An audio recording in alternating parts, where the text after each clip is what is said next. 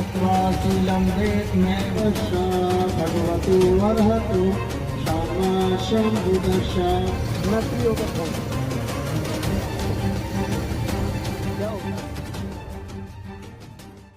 आपके लिए मोहब्बत से सुन लोगे तो सुना दूंगा। माता रमाबाई का एक जवाब सवाल और बाबा साहब के दो जवाब।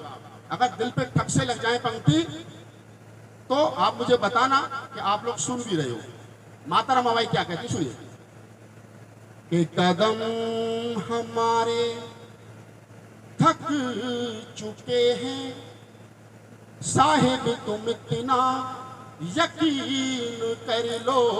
कदम हमारे थक चुके हैं साहिब तुम इतना यकीन कर लो। मैं 4 बच्चे गवा चुकी हूँ साहिब तुम इतना यकीन कर लो। मैं 4 बच्चे गवा चुकी हूँ साहिब तुम इतना यकीन कर लो। और हमारा राज रतन नहीं है अरे इस धरा पर यकीन कर लो। और मिशन तुम्हारा तुम्हें मुबारक मैं जा रही हूँ यकीन कर लो। मिशन तुम्हारा तुम्हें मुबारक मैं जा रही हूँ यकीन कर लो। बाबा साहब क्या कहते हैं? बाबा साहब के 2 जवाब सुनिए। अगर आपके दिल में लगे कि मैंने कुछ लिखा है तो मुझे बताएं कि अभी समय है जरा सा नाजुक रमा तुम इतना यकीन कर लो।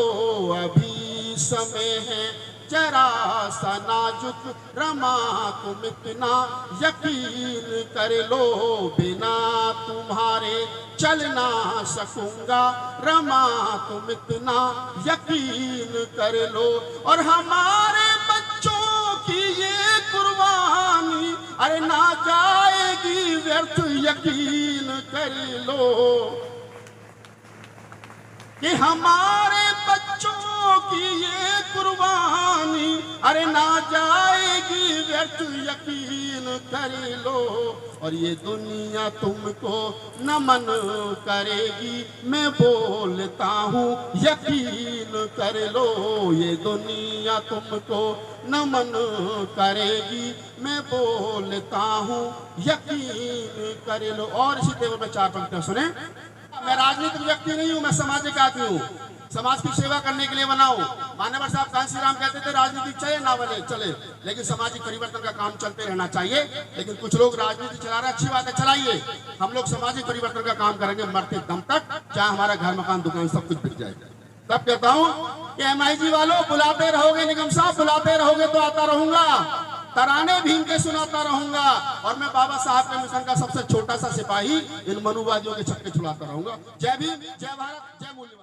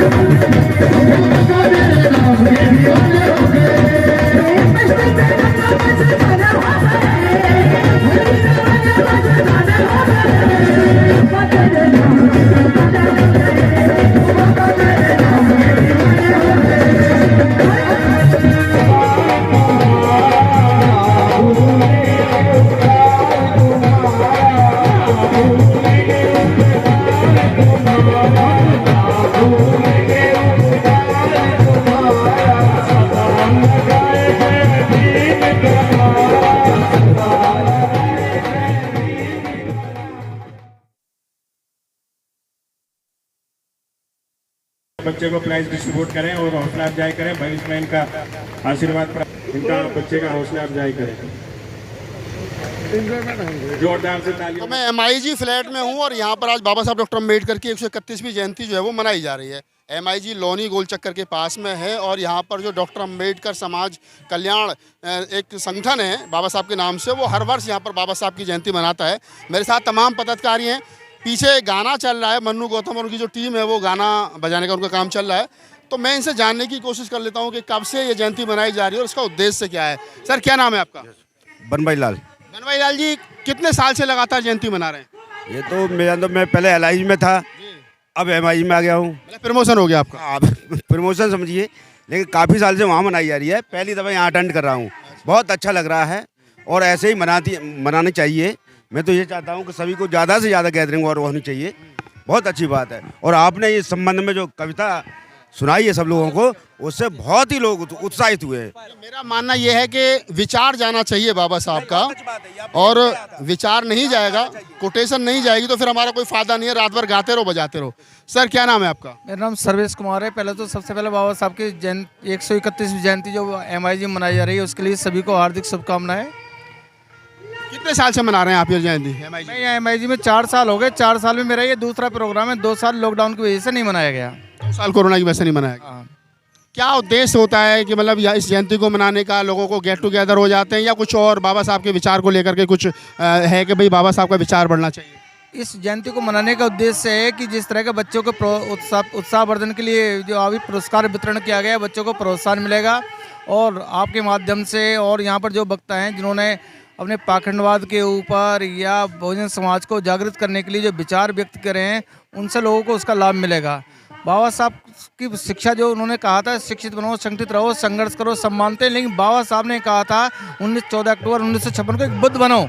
अभी लोग उस पर अमल नहीं कर रहे हैं। जब तक लोग बाबा साहब के जो अंतिम शिक्षा थी बुद्ध बनो, उस पर अमल नहीं करेंगे, मैं समझता हूँ हमारे बहुजन समाज का बहुत बड़ा भला होने वाला नहीं है और न एकजुटता होने वाली है। जब तक लोग बुद्धिस्ट नहीं बनेंगे तब तक बहुजन समाज का भला होने वाला नहीं है। बेद जी, आप शिक्षक हैं, बताइए हमारे दर्शकों को कि बाबा साहब ने सब कुछ दिया, आरक्षण दिया, गाड़ी, कोठी, मकान, सब कुछ बाबा साहब की वजह से मिल गया। बाबा साहब ने धम्म दिया, लोग अपनाने से क्यों कतरा रहे हैं? देखो, ये अपनाने से इसलिए कतरा रहे हैं कि उन्हें लगता है कि डर इनको दिया हुआ है।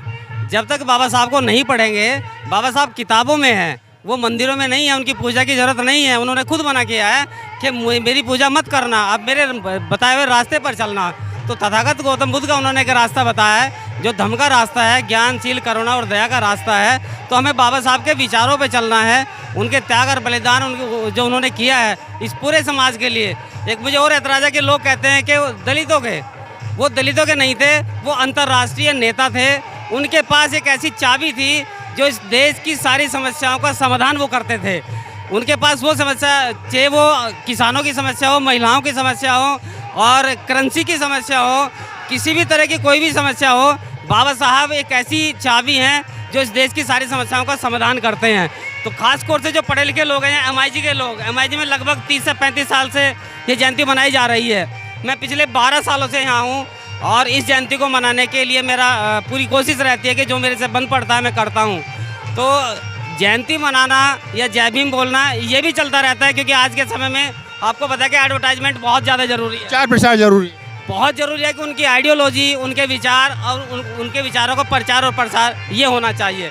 बाबा साहब डॉक्टर अम्बेडकर ने एक बात कही थी कि लोग कहते हैं कि आदमी मर जाता है, बात नहीं मरती, लेकिन बात भी मर जाती है अगर बात को रिपीट करने वाले लोग ना हो तो।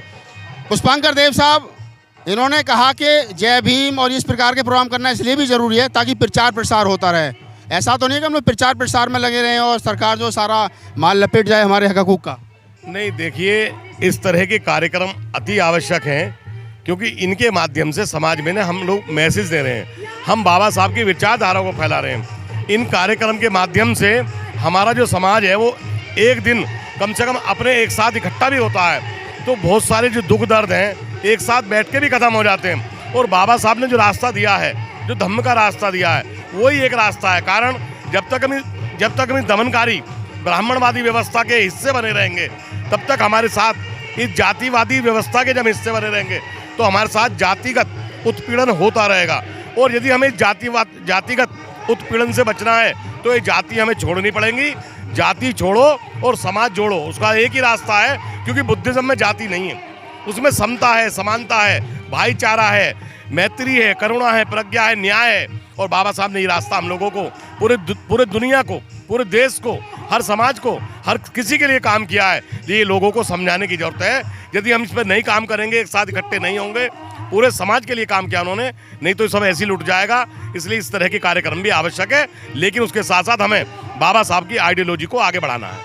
बाबा साहब की आइडियोलॉजी को आगे बढ़ाना है, देव साहब का कहना है। निगम जी, आप सीनियर अफसर रहे हैं, अभी मूवमेंट में काम कर रहे हैं। बाबा साहब डॉक्टर अम्बेडकर ने इतना सब कुछ दिया, एक बाबा साहब इतना काम कर गए। आज करोड़ों अनुयायी, बाबा तेरा मिशन उधर, हम सब मिलकर करेंगे पूरा, हम बचा नहीं पा रहे हैं। कहाँ कमी रह गई? हम लोग राजनीतिक रूप से पिछड़ रहे हैं, धार्मिक रूप से पिछड़ रहे हैं, सामाजिक रूप से पिछड़ रहे हैं, आर्थिक रूप से पिछड़ रहे हैं, हर तरीके से पिछड़ रहे हैं। पहले तो मैं आपको जो आपने शुरू में क्वेश्चन किया था मैं बता देता हूँ। यहाँ ये लगभग हम 27 साल से ये बाबा साहब की जयंती को मनाते हैं। पहले हम संयुक्त रूप से LIG और MIG मिलके मनाते थे, और अब क्योंकि बहुत सारे लोग मिलाते हैं, पूरे मतलब LIG और MIG के अलावा समाज के सभी वर्ग के लोग इसमें शामिल होते हैं, तो इतनी बड़ी जगह हमारे पास नहीं थी। अब LIG में अलग और MIG में अलग, और उसके में हम क्योंकि शुरू से ही मैं जुड़ा हुआ हूँ, तो इसका एक बड़ा फ़ायदा हमें ये हुआ कि हम एक दूसरे से पहचान बनी, हम लोग आपस में संगठित हुए, परिवार एक दूसरे को जाना, सब लोग बच्चे एक दूसरे को जानने लगे। अब मैं आपके मुद्दे पर आता हूँ। ऐसा नहीं है कि बाबा साहब के बाद बाबा साहब के कारवां को नहीं चलाया, कारवां को चलाने में बहुत सारे लोगों का हाथ है।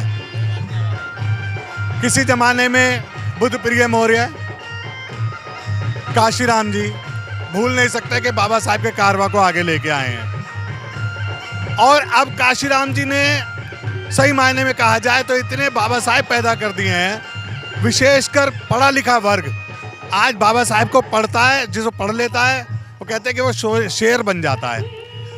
तो ऐसा है कि ये सामाजिक परिवर्तन है, और सामाजिक परिवर्तन में समय लगता है। द्वंद्व आज की डेट में है, ऐसा नहीं है कि नहीं है। धार्मिक रूप से आप कहते हैं पिछड़ा, हमारा जो धर्म है, बुद्ध का धर्म शांति का धर्म है, ये जीने के लिए है, ये अपने आने का है, ये दिखावे का नहीं है। बाबा साहब के वो हमारे एक बौद्ध मॉन्क थे, उन्होंने कहा कि अगर तुम्हारा ये ग्रंथ फाड़ के फेंक दिया जाए कोमोड में तो आप क्या करोगे?